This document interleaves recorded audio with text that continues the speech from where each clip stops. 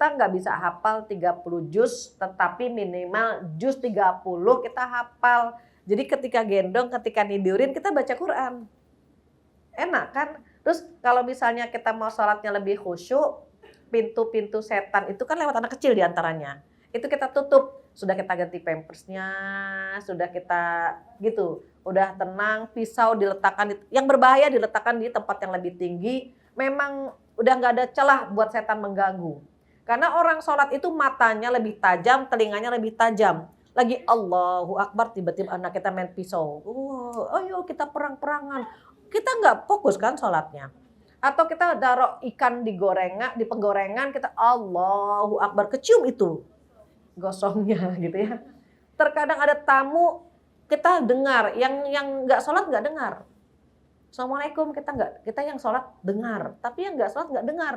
Itu ujian buat orang-orang yang ingin ibadah lebih baik lagi. Terus bagaimana kalau mau sholat, mau ngaji, trikulnya dibiasakan.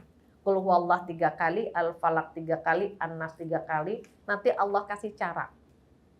Tetapi yang saya pakai itu saya nyontek sedikit-sedikit kakak ipar. Anak tidur saya mulai bisa sholat dengan tenang. Nanti nidurinnya sambil baca Quran. Minimal adalah ayat Al-Quran yang kita baca, tidak kering sama sekali begitu ya. Itu yang pertama.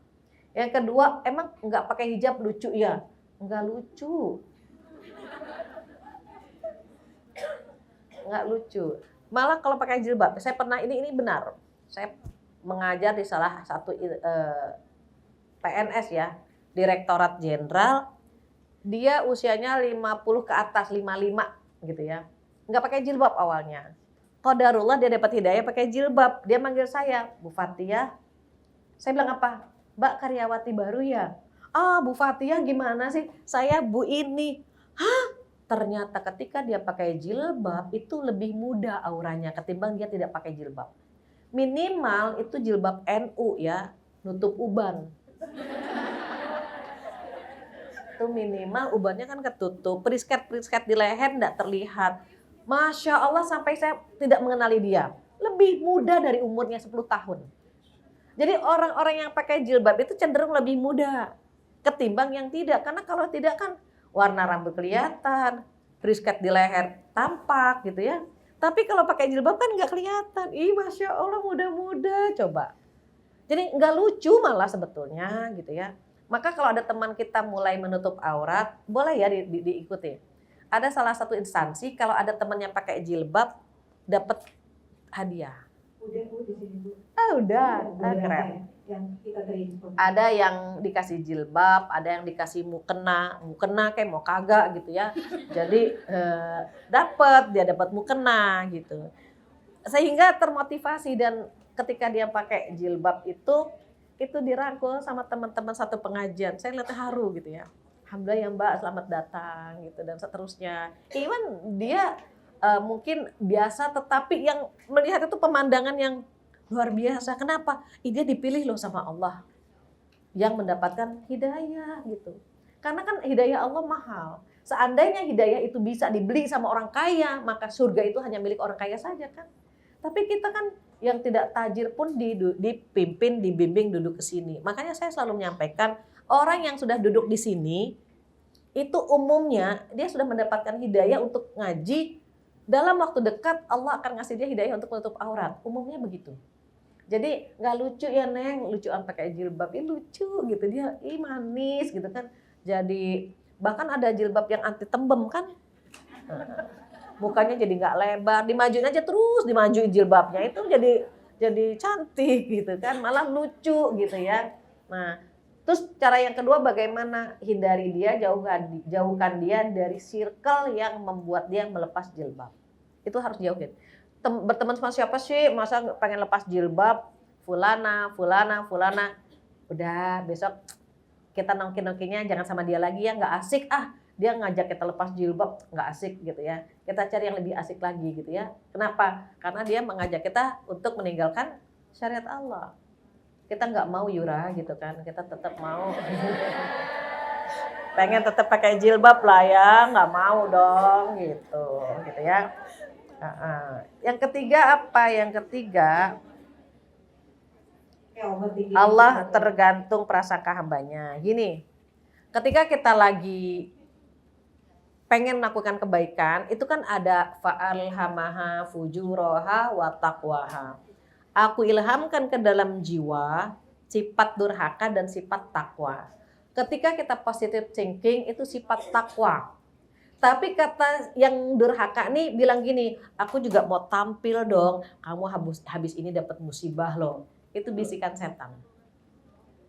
Jadi kalau kita lagi dapat kenikmatan, ya Allah, mudah-mudahan kenikmatan ini bisa memberikan kenikmatan yang selanjutnya.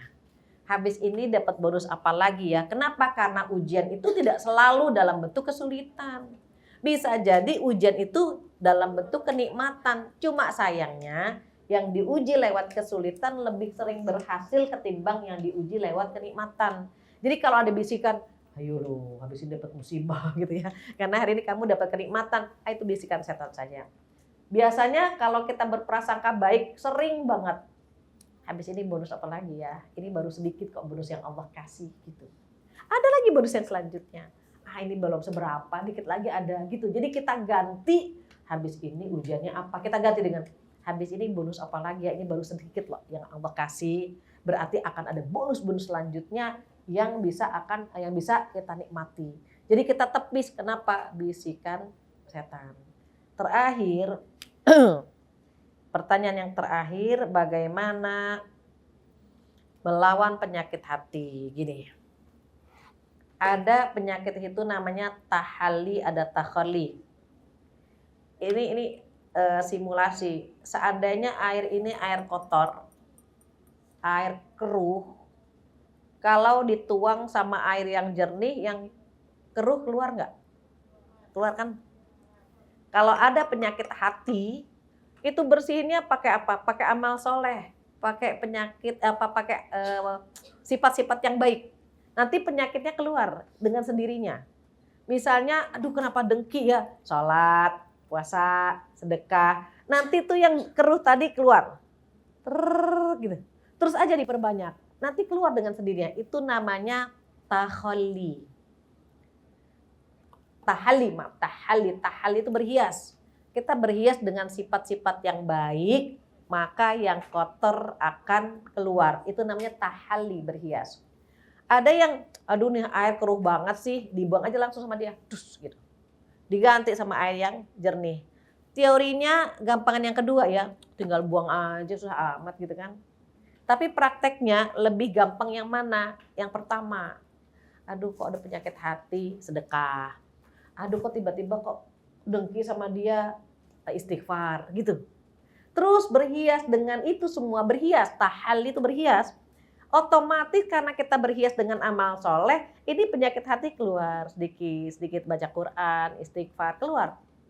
Tergantung berapa banyak kita baca Qurannya, berapa banyak kita sedekahnya, berapa banyak kita sholatnya. Karena kalau penyakit hatinya banyak, terus baca Qurannya cuma 1 ayat, Yasin, Shadaqallahul Azim. Itu air mau keluar, nggak jadi. Jadi semakin banyak amal soleh yang kita lakukan, kita berhias, semakin cepat dia keluar. Persis seperti air tadi, tuang aja gitu ya. Tuang itu otomatis dengan sendirinya yang kotor-kotornya akan keluar. Itu cara yang pertama, tahalli. Kalau yang kedua, tahalli, kosongin, buang aja kenapa sih? Tapi kan susah. Membuang sifat ria, membuang sifat dengki dengan spontan, dengan sekaligus, oh itu berat gitu. Jadi maka ambil pendapat atau ambil cara yang pertama, berhias dengan sifat-sifat yang baik, nanti yang kotor penyakit hati akan keluar dengan sendirinya. Tapi berproses ya, jangan kata Bu Fathia hilang, ini nggak hilang-hilang, astagfirullah gitu. Kenapa? Kan dalam diri kita kan ada bisikan setan juga. Dan setan tidak mau kalau kita menjadi orang baik-baik. Setan tidak mau kalau kita berkumpul dengan orang baik. Maka apa kata Rasulullah? Kata Rasulullah, jika Allah menghendaki kebaikan dari seorang hamba, maka dia akan dipertemukan dengan orang baik-baik. Jadi kalau ketemu sama orang baik, karena Allah menghendaki kebaikan dari diri kita. Begitu pula sebaliknya, kalau kita kumpul dengan orang-orang yang tidak baik, Allah tidak menghendaki kebaikan dalam diri kita. Jadi yang kumpul di pengajian, ini kan orang baik semuanya nih. Berarti Allah menghendaki kebaikan dari diri kita semua. Demikian, mudah-mudahan bermanfaat dan insya Allah kita bisa istiqomah ya, kumpul dengan orang baik-baik. Allahu a'lam. Adik-adik solehah semua yang dirahmati oleh Allah Subhanahu wa taala. Alhamdulillah kita sudah di penghujung acara dan alhamdulillah kita pun akan menyambut hari kemerdekaan tanggal 17 Agustus besok. Mudah-mudahan kita merdeka untuk melaksanakan ibadah, merdeka membersihkan hati kita, merdeka untuk menggali potensi kita, dan mudah-mudahan Allah berikan kita semua yang hadir di sini istiqomah.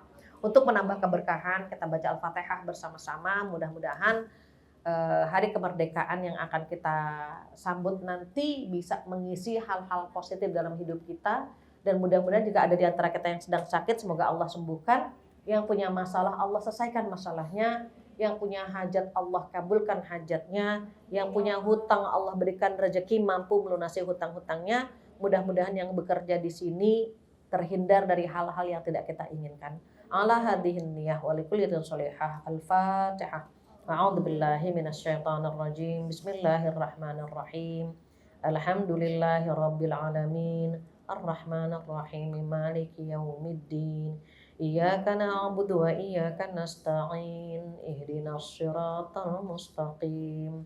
Siratal ladzina an'amta 'alaihim ghairil maghdubi 'alaihim waladdallin. Amin. Rabbighfir lana wa liwalidayna amin. Demikian teman-teman solehah yang dirahmati oleh Allah, dan sebagai penutup kita baca doa kafaratul majlis bersama-sama. Subhanakallahumma wa bihamdika asyhadu an la ilaha illa anta astaghfiruka wa atubu ilaik. Wabillahi taufiq. Wassalamualaikum warahmatullahi wabarakatuh.